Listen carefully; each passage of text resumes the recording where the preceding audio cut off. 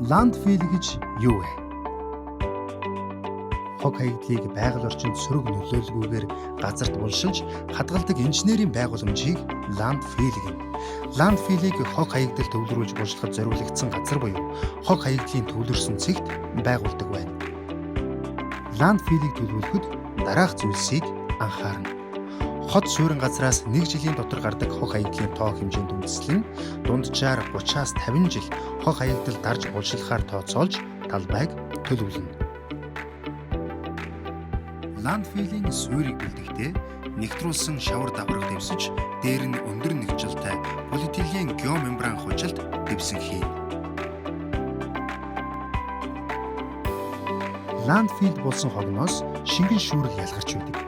Шүүрлийн шингэнийг суруулах хоолой тавьж цэвэршүүлэх системийг байгуулна.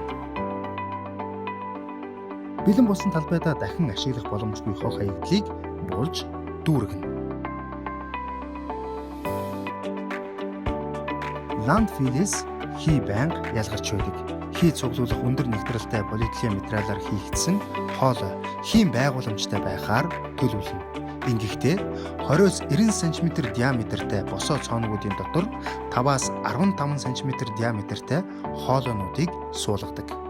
Талбайд хог дүүрсний дараа шавар хужилт хийж нөхөн сэргээлтийн ажлуудыг хийж гүйцэтгэв.